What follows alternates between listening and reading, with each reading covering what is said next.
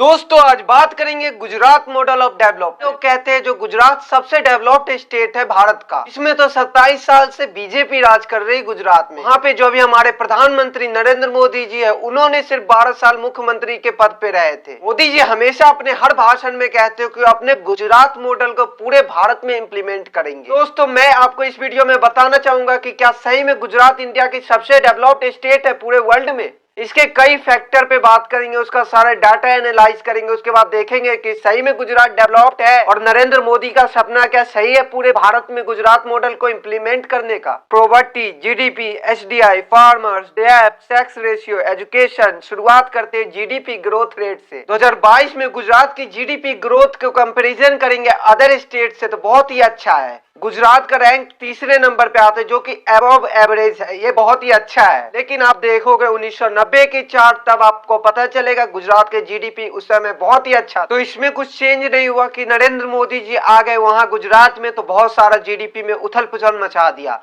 उन्होंने जीडीपी के growth rate को अचानक बढ़ा दिया, ऐसा कुछ नहीं देखने को मिला। फैक्ट आप जब कंपैरिजन करोगे गुजरात के जीडीपी और इंडिया के जीडीपी ग्रोथ रेट का, 1990 का समय था जब जीडीपी ग्रोथ रेट गुजरात का काफी ऊपर उठ गया था इंडिया के मुकाबले। उसके बाद क्या बात करते हैं जब इंडिया और गुजरात का जीडीपी लगभग सेम रहा है। हाँ, एक बात नरेंद्र मोदी जी ने जरूर किया है कि गुजरात के जीडीपी को कॉन्स्टेंटली मेंटेन रखा है, उसमें चेंज या बदलाव नहीं होने दिया है। ये बहुत ही अच्छी बात है नरेंद्र मोदी जी की गुजरात में। अब हम एम्प्लॉयमेंट रेट की बात करते हैं गुजरात में, जो कि अभी 1.56% है, पूरे इंडिया में दूसरे नंबर पे है और ये बहुत ही अच्छी बात है गुजरात की। लेकिन अब हम डेब्ट की बात करते हैं, यानी कि कर्ज कितना है गुजरात पे। अगर हम कर्ज की बात करें तो 5वें नंबर पे गुजरात आता है, यानी कि 5th रोस्ट इन डेब्ट स्टेट इन इंडिया। अब बात करें 25% ऑफ जीडीपी जो गुजरात का इतना तो डेब्ट ही है, यानी कि कर्ज। अगर हम सितंबर 2022 तक के डाटा को एनालाइज करें तो उसके पास 3.5 लाख करोड़ का कर्ज है गुजरात पर, जो कि उसे फ्यूचर में चुकाना पड़ेगा। 1995 में जब बीजेपी की सरकार आई थी गुजरात में, तब गुजरात पे कर्ज था सिर्फ 10,000 करोड़ का। अगर आप जीडीपी ग्रोथ रेट को कंपेयर करोगे तो नॉर्मली उससे कर्ज से सिर्फ नहीं किया जाता है। हम जब भी कंपेयर करते हैं तो डेब्ट रेशियो में जीडीपी ग्रोथ रेट को ही करते हैं। तो उसमें अगर हम बात करें तो गुजरात 9th रोस्ट स्टेट है पूरे भारत में। तो इसको हम बिलो एवरेज कह सकते हैं और ये इसलिए हो रहा है क्योंकि पैसे को सही तरीके से इस्तेमाल नहीं हो रहा है, सही तरीके से स्कीम लॉन्च नहीं किया जा रहा है गुजरात सरकार और प्रधानमंत्री नरेंद्र मोदी जी के द्वारा। बात करते हैं ऐसे कई योजना लॉन्च किए जाते हैं जिसको सिर्फ ऐसे ही रह जाता है, बस दिखावा के लिए उसको उद्घाटन कर देते हैं। कई ऐसी योजना परे के परे रह जाते हैं और फिर चुनाव के समय वही आता है, जब नेता आते हैं वोट ले लेते हैं, फिर से वही रह जाते हैं। ये सिर्फ गुजरात की बात नहीं है बल्कि भारत की पूरी स्टेट की बात है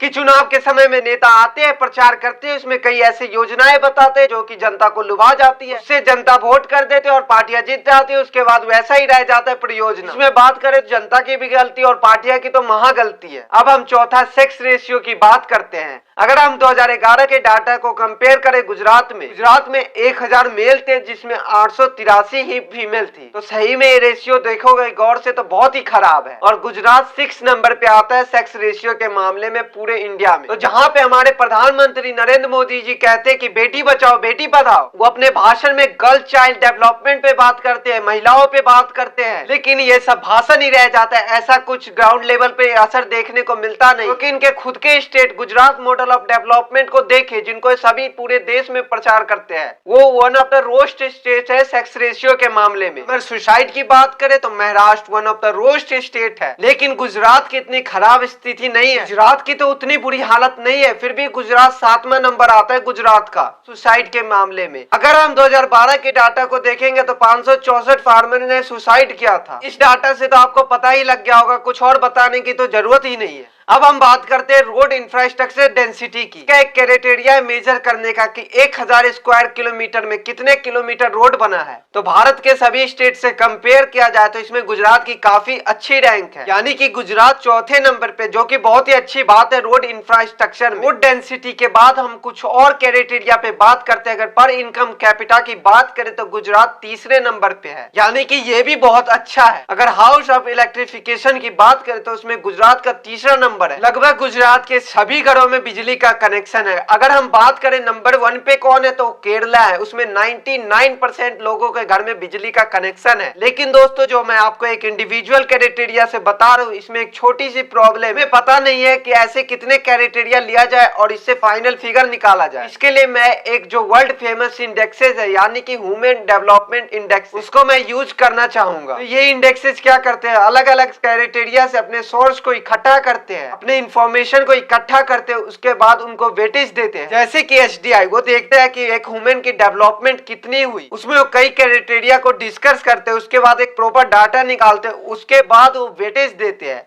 तो वही क्राइटेरिया के बारे में हम डिस्कस करते हैं। तो उसमें देखेंगे कि एक आदमी कितने उम्र तक जीता है, उससे वो लाइफ एक्सपेक्टेंसी ले लेंगे। उसके बाद वो देखेंगे कि कोई आदमी कितना नॉलेज गेन किया, उससे वो एजुकेशन का निकाल लेंगे। और तीसरा देखेंगे कि उसका स्टैंडर्ड ऑफ लिविंग क्या है, और इन तीनों को मिलाकर पर इनकम कैपिटा निकाला जाता है। तो इन तीनों को मिलाकर एक इंडेक्सेज बन जाता है यानी कि HDI, जो कि काफी अच्छा जरिया है मेजर करने के लिए। तो HDI में देखेंगे गुजरात की रैंक तो 9 आउट ऑफ 20 है, कि बिल्कुल मिडिल में यानी कि ऑलमोस्ट एवरेज के बराबर है। और ऐसे कुछ और इंडेक्स है यानी कि मल्टी डायमेंशनल पॉवर्टी इंडेक्स, ये लेता है food, shelter, schooling, sanitization, health care, इन सारे क्राइटेरिया को लेता है। गरीब लोगों में कैसा चल रहा है तो पॉवर्टी इंडेक्स अलग अलग तरीकों से मेजर करता है। तो मल्टी डायमेंशनल पॉवर्टी इंडेक्स में भी देखे अदर स्टेट से कंपेरिजन तो गुजरात 9वें नंबर पे, ये भी मिडिल में, ये भी बिल्कुल एवरेज में है। तो दोस्तों इसके अलावा बात करें तो एक और इंडेक्स है